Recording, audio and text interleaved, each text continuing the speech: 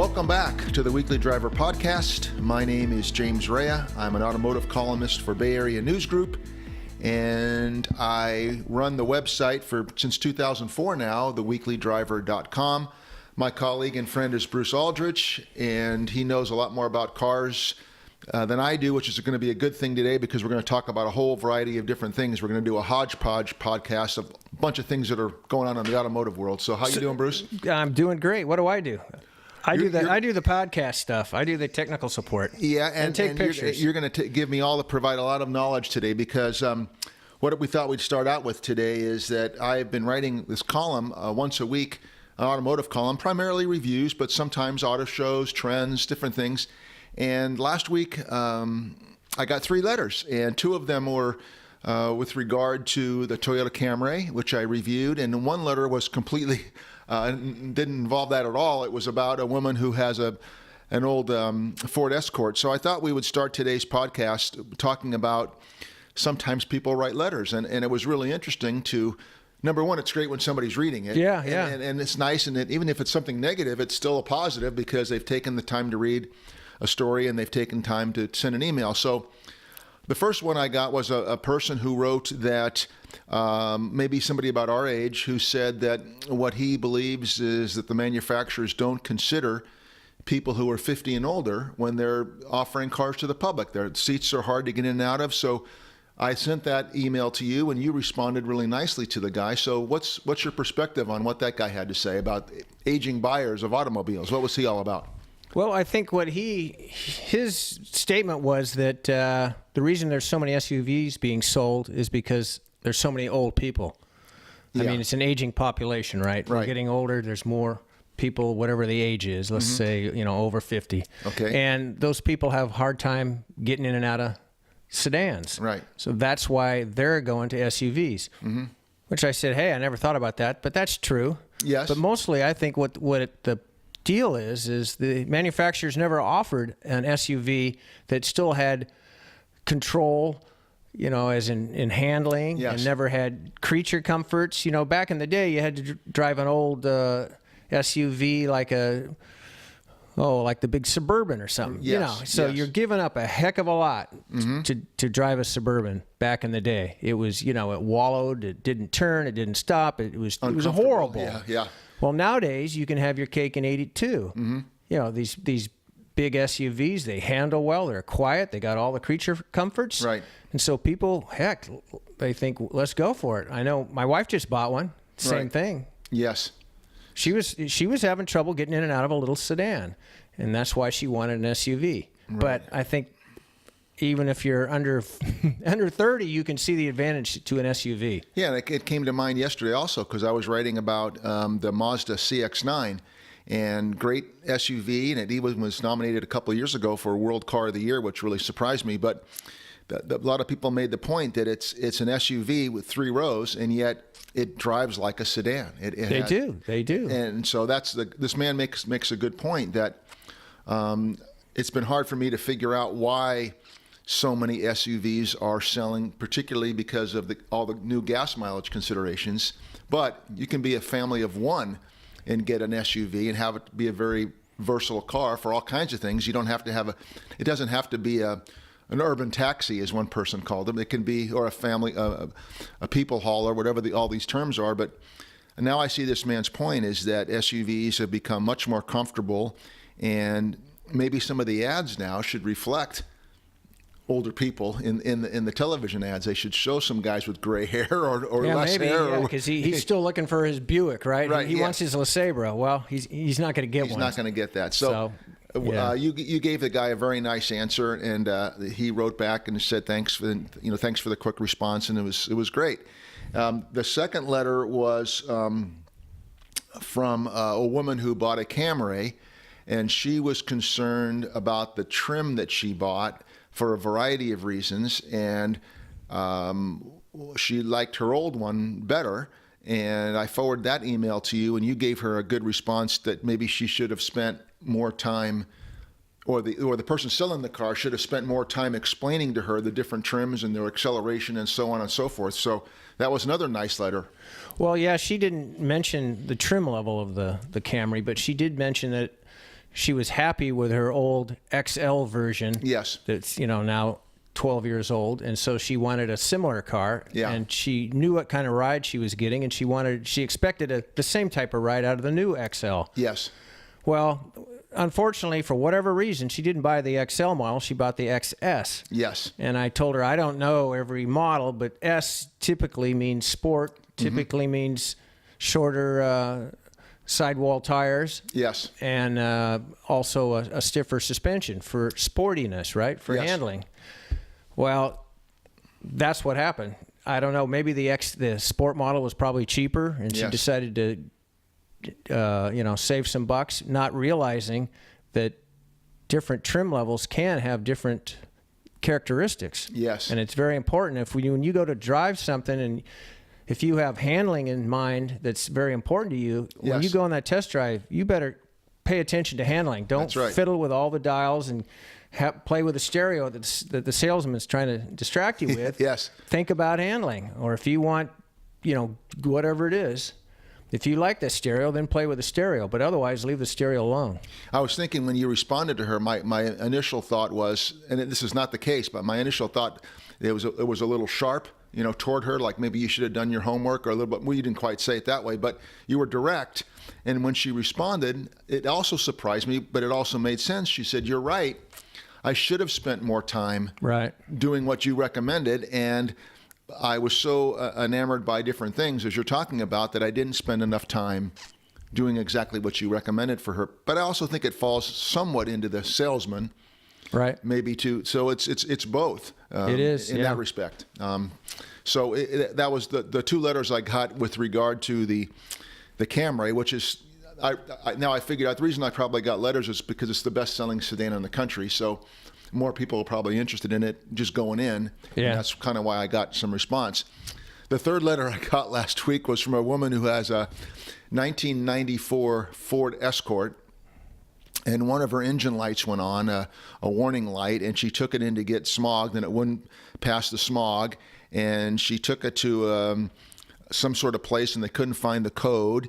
And so she said, "What's my next move?" Well, the flippant kind of old cynic side of me just said, "Well, go buy a new car. Forget it." That's easy for us to say. Yeah. 25-year-old Ford Escort. Come on, it's time. Maybe it's time for something new.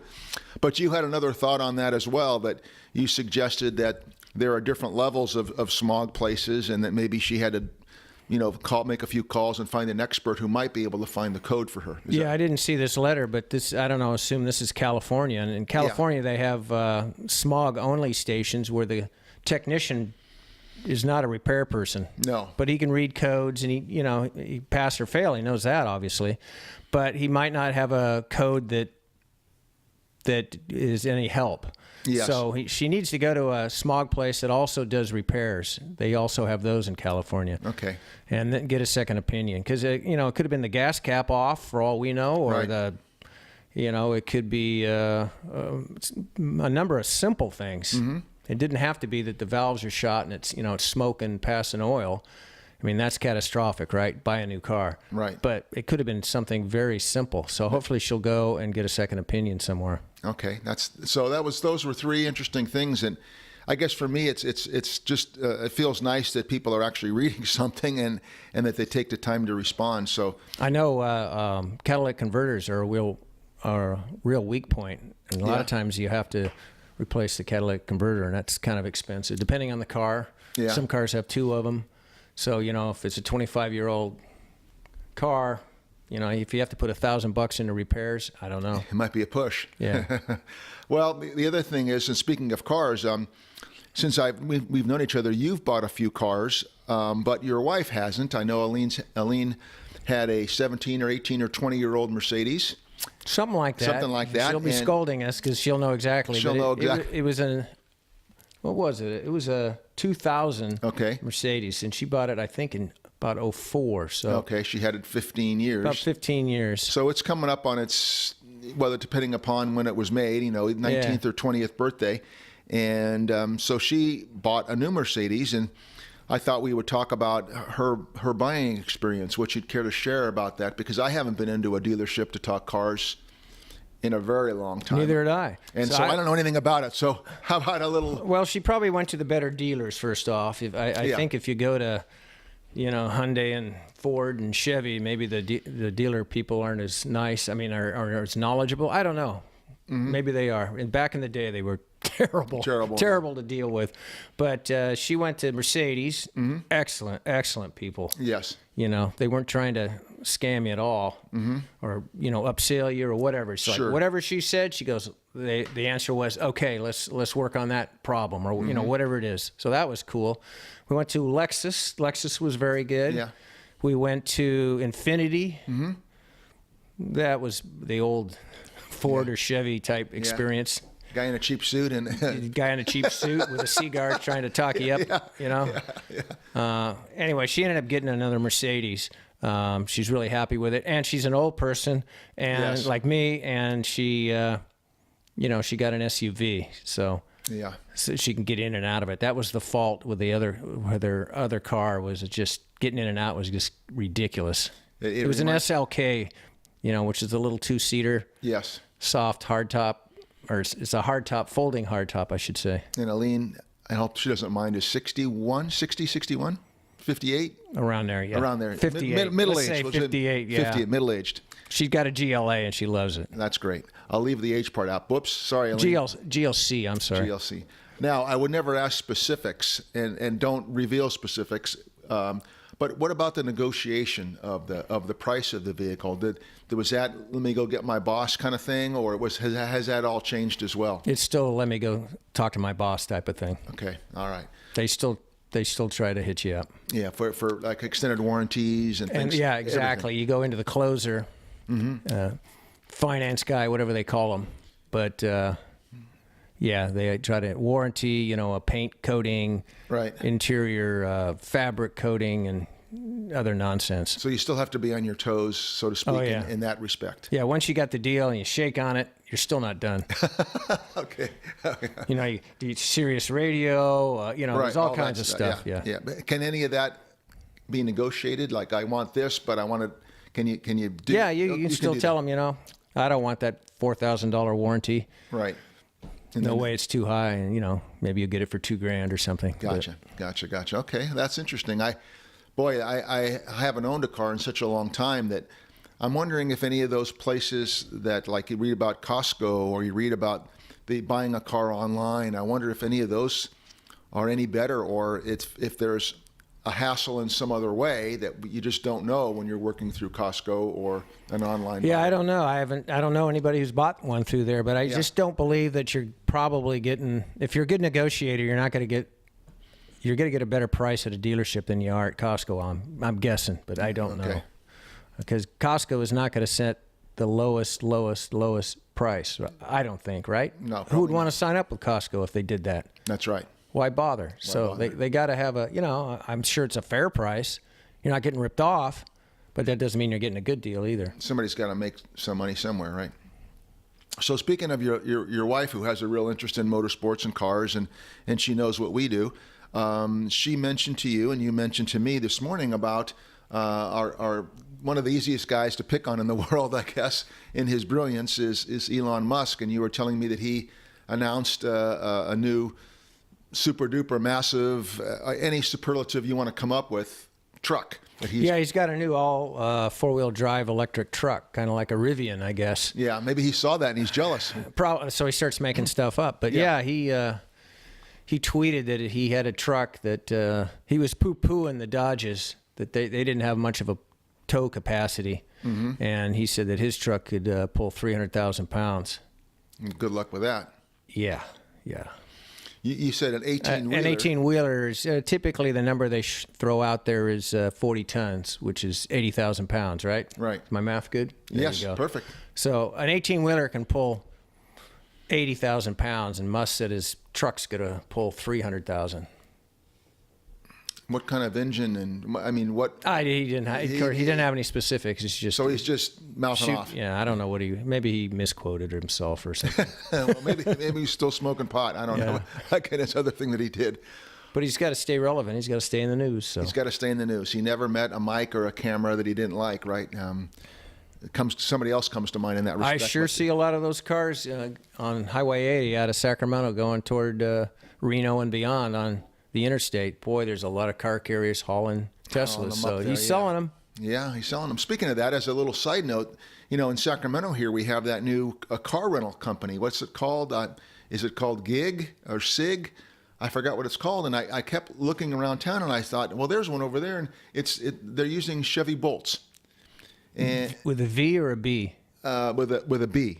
So that's the all-electric? Yes. Oh, okay. And it's I read about it online a little bit. I don't know much, but I kept saying, am I seeing the same car all over town? And then it dawned on me, no, this is the new system I've been reading about, where you rent or lease a car for a day or what have you. And I think Sacramento is one of the test cities. We have to look into this more. And speaking out of very little knowledge, but I think I've seen 5 or 6 in East Sacramento in the last 2 days. Do they have a big logo on them? Or are they painted up? No, it's a tiny logo, but they all have on the color of the roof rack matches the trim of the car. So it's like a black Chevy Bolt, but it has light blue trim everywhere, including the luggage rack or the ski rack up on top. So they're very distinctive. And I thought, well, I've never seen that car. Now I've realized, I've seen 4 or 5 of them. So we're going to have to check into that. Maybe we'll do a whole episode on that. The Chevy Bolt, by the way, with a B is General Motors all-electric vehicle. Yeah. When we saw it, 2 years ago? Yeah, 2 years and we ago. never saw one on the road until recently? Recently. I don't think they're selling real like hotcakes. No, I don't understand why. It looked great to me. And they discontinued the Volt. Right. Already, Yeah. which was the hybrid. Which is the hybrid, so. Well, back onto another area of my occupation is that for years I've been working with the Monterey Herald. I used to work there in the late 80s for a year, and whether it's golf or motorsports or bicycle racing or a few other things through the years, I go back there from Sacramento 5 or 6 times a year. You've been with me. We've gone to car shows. It's paradise, and almost any excuse to go, I'll go down there. You guys went there recently on vacation to Pacific Grove, and it's great. So the Laguna Seca has a new title sponsor, WeatherTech, and it was Mazda Raceway for years and years and years. And now it's WeatherTech, and they've taken a whole new approach. There's a new CEO, there's a new marketing and public relations staff, and they're doing a whole new thing. So this weekend, they're going to have the first race of the 2019 season, which will culminate in September with the return of IndyCar racing, which will be great on that. Heck yeah. On that 2.3 mile with the famous corkscrew turn and all that. But this weekend is something I was unfamiliar with, and we looked it up and got a little bit of knowledge, called the California 8 Hours, an endurance race. And I wrote a story about this young guy, this, I guess pretty famous family that from South Africa I wasn't aware of, and his name is Kelvin Vanderlinde, and he's 22 years old, and he's won the race the last 2 years, so he's going for his 3rd straight title. So the Weekly Driver podcast gets support from AmericanTrucks.com. Visit www.americantrucks.com. As of yesterday, I knew he's nothing. won the championship, He's won right? the championship. Not just the race. This is an international series. It's all over the world. Yeah. Including it's coming to WeatherTech Raceway. WeatherTech Raceway. And it's he is a Ford, beg your pardon, he's an Audi factory driver.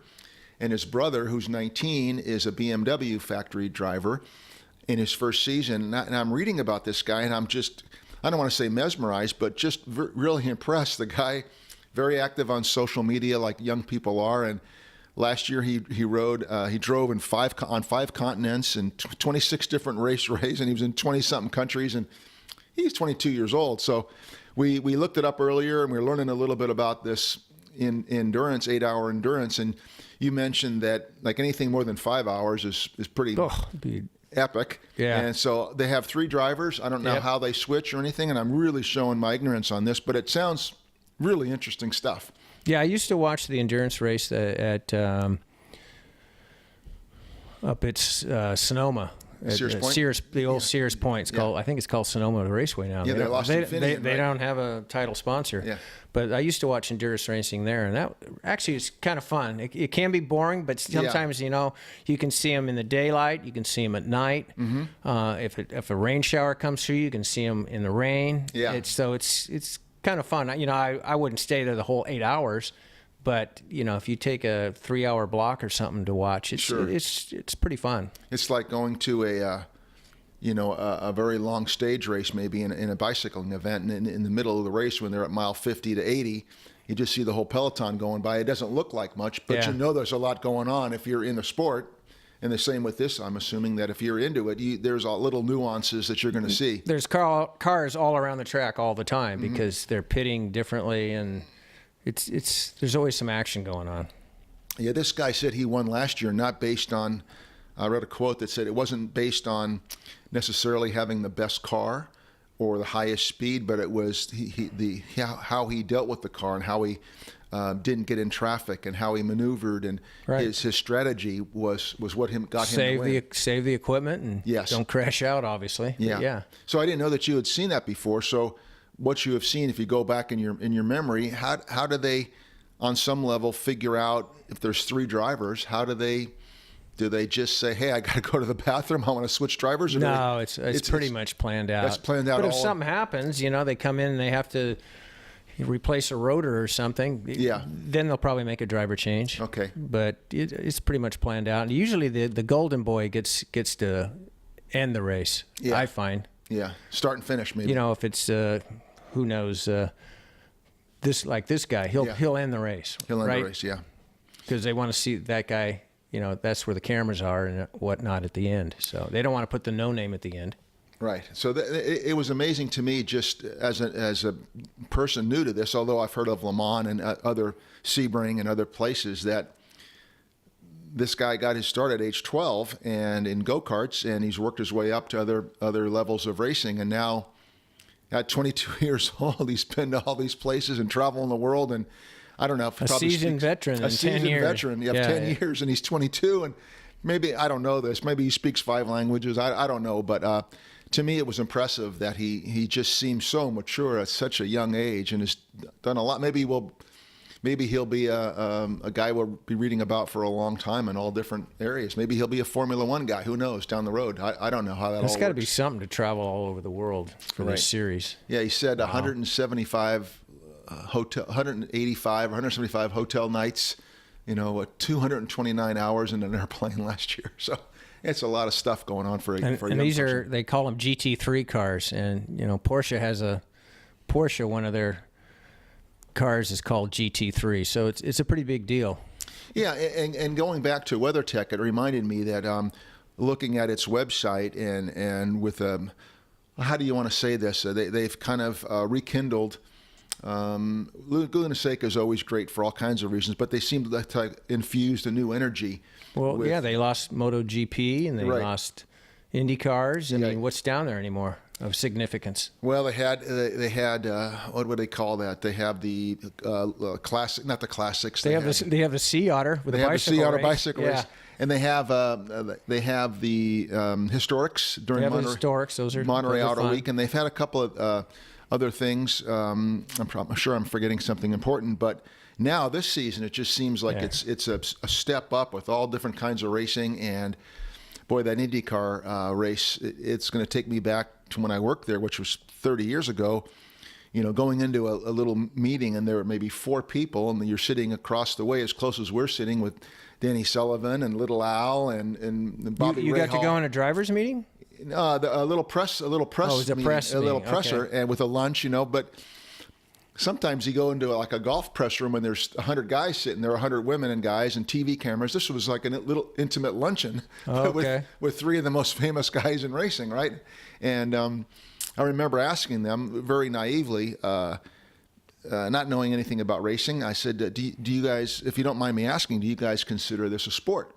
And they all kind of looked, and I'm sure they've been asked the question by some other naive journalist before, and they said, well, unlike other sports, there's no timeouts, there's no halftime. you're in the car the whole time. So The clock's running, yeah. clock's running. So yes, young fella, we do. They didn't insult me or make fun of me. They just answered it very. Those guys' blood pressure is all zero. They're all very calm, and so they kind of put me in my place, but in a very professional way. Well, yes, of course we think it's a sport, and here's our reasons that we don't get any breaks, unless we get an accident. Or so it was another learning stuff the stuff that you don't forget after somebody's kind of educated you rather quickly about something you don't know anything about. Yeah. So I'm looking forward to. I was just writing about it yesterday a little bit, so I'm looking forward to seeing what the crowd will be, what kind of international attention it'll get. And you were explaining to me the differences from when I covered IndyCar racing twice in the mid-'80s to IndyCar racing now. There must be lots and lots of changes in that whole... Oh, tons of changes, but they certainly look different with the with that new package that protects the rear wheels from flyover from if a guy follows too close. Yes.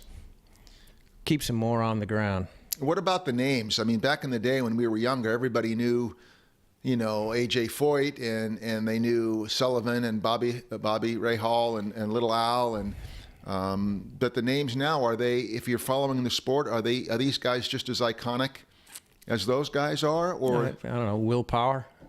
Yeah. He's got an iconic name. Yeah. How about the guy who won it like 3 years in a row? Is he still? He was a young guy when he won it. He was Letterman's. He was on David Letterman a lot. Dancing with a Star. Oh yeah, what's that guy? Yeah, that guy. Yeah. And I was. He's still in it, I believe. He's still in it. Yeah. And he was funny because I think on Letterman one night, since Letterman's a race car owner, he was the first guy I ever said. Well, Letterman would be in his comedic way. He would say, "Well, what do you have to do when you have to go to the bathroom?" And he'd say, "What do you have to do? You just go in your suit. There's no other way, right?" And so I never heard anybody talk about that before, and I guess it got a lot of attention that race car drivers were actually talking about this. That maybe they always talk about it among themselves, but the public maybe didn't realize that they just, if you have to pee, you have to pee, and you did it in your suit. It is a special suit. We didn't know why. Yeah. Now it's a special suit, which kind of reminds me. It's not only fireproof, but it's waterproof. Waterproof. Huh? Okay. So that's going back to bicycle racing. If you're in a team car and you're following 200 guys, you don't stop. They give you an old Coke bottle or something, and you have to go in the car because they're not going to stop for anybody who has to go to the bathroom. That's just too important. So I learned a little something there. Okay, is that the end of potty talk? At the end of the potty talk. So what else in the car world? You and I last week went to a show. I'm still not sure what we saw, but it was involving deep thinking and AI and how this is going to go into the car world. Artificial intelligence and deep learning. Deep learning, not Those deep were thinking. Two buzzwords that we still didn't Yeah. get on. But it all has to do with autonomous cars. And the computer people all think that they know everything about cars, and they think they can build a car. And the manufacturers they call them the legacy system. Like a legacy manufacturer like Porsche, they kind of put them down by saying that's old school. That's a legacy manufacturer. Yeah. They think they can do it better, but I think the computer people have toned it down a little bit. Remember 2 years ago at the Consumer Electronics Show, we were going to have autonomous cars right now. Right. And now not so much. They're not saying that. They've pushed their dream out, 8 or 10 years now. Yeah. But they're finding all kinds of problems that they never knew existed to make it an autonomous car. Mm-hmm. And one thing we learned there was it's this data acquisition. All these sensors on the car. You have up to 8K cameras now, and there might be 10 of them on a car. Yes. Plus you got a couple LiDAR radars. You've got infrared cameras. Mm-hmm. All this stuff just makes enormous data piles. So what do you do with it? So now the car's gathering all this stuff. What do you do with it? Yes. That's a huge problem now. That's going to be a huge problem. And so they're making these analytics, they call it, make the computer figure out what's important. The computer will tell the person what to look at, Right. I don't even know how to explain anything more than that, but I do see that there is a huge, massive data problem that one computer in a car cannot possibly handle. So the idea is to figure out what's important, to get the data that they need and work on that, or let the car respond to that. If you see a big world out there of, throw out at some crazy number, 1 trillion terabytes of the world it's seeing, Right. it can't deal with that much. It can only see with 20 megapixels of a little kid running out. Well, it has to concentrate on the little kid and forget about all this other stuff. Right. And there were those companies that wanted to be the company that handles all that data. We saw a few of those guys. They want to handle all that data. And what do you do with that data? You got to put it in the cloud. And how does it get to the cloud? And all this and stuff. The security of it is. Yeah. Well, I have this vision also. We did a few things. We learned a lot. At least still trying to absorb what we saw. But we saw this gigantic truck there, and it was called Too Simple, right? Too Simple is a trucking. TUSIMPLE, right? It's a trucking firm on the road. Yeah. And they're actually hauling cargo at a level 4 autonomy. Right. So it's happening right now. It's happening, but there's also 2 guys in the truck watching it. So the guy, when we first got there, I saw a young guy being interviewed by a television station. He was standing in front of the truck, not the bed, the cab of this monster cab that somehow we found out they came in through a garage door and got this thing in there, and it was huge.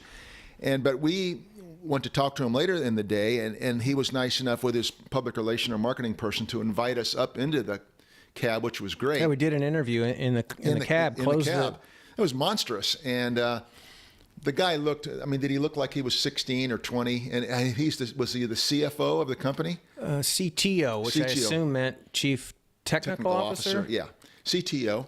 And he explained that this is the companies come in, and this is the prototype. And if company X wants to get into it, then they would go and they would show this around to that company, and then there's another company, and then they've taken this on Interstate 5 to do testing of it, which I asked, or maybe we both asked, what would it look like when somebody in another car sees this truck going down the road with apparently nobody driving it? And he said they do it at 2 a.m. to avoid the public reacting so strongly. If I remember that correctly, didn't they say things like that they do it at weird hours? Well, there are people in it.